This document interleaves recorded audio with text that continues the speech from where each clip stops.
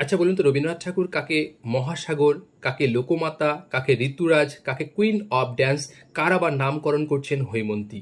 এই ধরনের অসংখ্য তথ্য নিয়ে এই ভিডিওটি, এবং আমার বিশ্বাস এই ভিডিওটি আপনাদের জন্য গুরুত্বপূর্ণ হতে চলেছে। তো চলুন দেখে নিই। প্রথম নামকরণ নলিনী। কার নামকরণ করছেন রবীন্দ্রনাথ? আন্না তরখরের। বিজয়া এ নামকরণটি কার করছেন?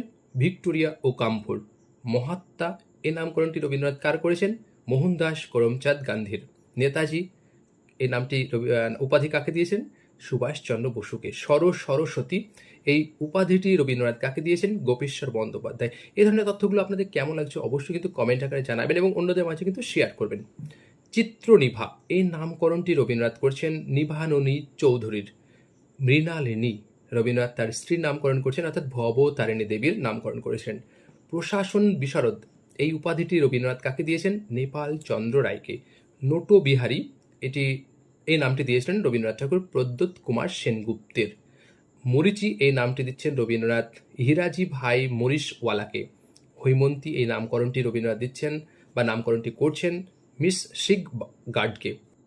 কুইন অফ ড্যান্স এই উপাধিটি দিচ্ছেন সীতারা দেবীকে। মহাসাগর যেটি প্রথমে শুরু করেছিলাম এই উপাধিটি দিচ্ছেন ব্রজেন্দ্রনাথ শীলকে। মহাসাগর এই উপাধিটি প্রথমেই বলেছিলাম এবং এটি দিচ্ছেন ব্রজেন্দ্রনাথ শীলকে। লোকমাতা এই উপাধি দিচ্ছেন ভগিনী নিবেদিতাকে। ঋতুরাজ জওহরলাল নেহরুকে দিচ্ছেন। শব্দম্বুধি এই উপাধি দিচ্ছেন রবীন্দ্রনাথ ঠাকুর হরিচরণ বন্দ্যোপাধ্যায়কে। আমার বালক বন্ধু এই উপাধিটি দিচ্ছেন সুকুমার রায়কে। তরু বিলাসী তরুণ বন্ধু এটি নামকরণ করছেন বা বলছেন তেজসচন্দ্র সেনকে। কিশোর কবি বন্ধু বলছেন সতীশ চন্দ্র রায়কে। এগুলো আপনাদের কেমন? এরপর আমরা দেখব রবীন্দ্রনাথকে কে বা কারা কি উপাধি দিচ্ছেন। তার আগে একটি জিনিস আমরা জানিয়ে রাখি, ভাষাচার্য, লিপি সার্বভৌম, লিপি চক্রবর্তী, লিপি বাচস্পতি এতগুলো উপাধি দিচ্ছেন রবীন্দ্রনাথ ঠাকুর সুনীতি কুমার চট্টোপাধ্যায়কে। রবীন্দ্রনাথ কয়েকটি নামকরণ করেছেন, যেমন ধরুন সুরেন্দ্রনাথ অধিকারীর সন্তান সুরেন্দ্রনাথ অধিকারীর সন্তান শচীন্দ্র অধিকারীর নামকরণটি রবীন্দ্রনাথের দেওয়া।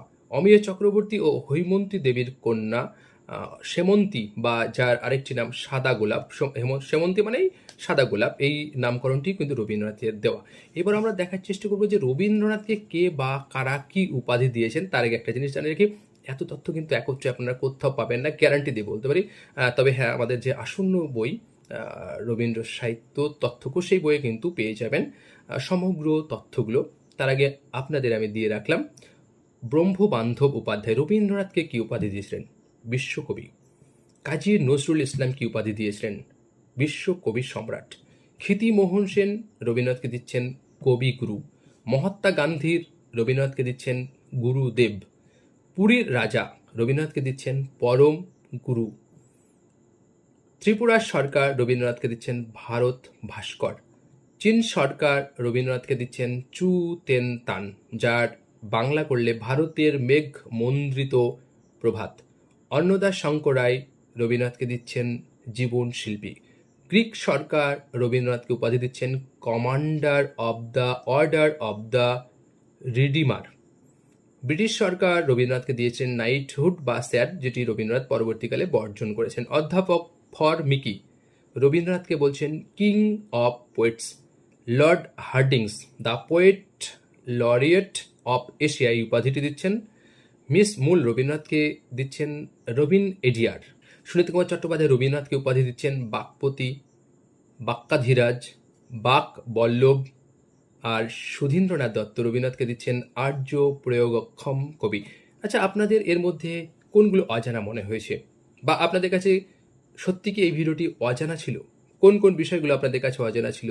এই ধরনের যদি মনে হয়ে থাকে তাহলে অবশ্যই আপনারা কমেন্ট করুন, আর অন্যদের মাঝে একটু শেয়ার করুন, লাইক কমেন্ট অবশ্যই করুন, কারণ এত পরিশ্রম করে আপনাদের জন্য শুধুমাত্র এই ভিডিওটি বানিয়েছে এবং প্রত্যেকটি তথ্য আপনারা তো ডিসপ্লেতে দেখতেই পাবেন। তো যাক, আজকের আলোচনাটি এখানেই সমাপ্ত করলাম। পরবর্তী আরেকটি ভিডিওতে আপনাদের সঙ্গে দেখা হবে। ধন্যবাদ।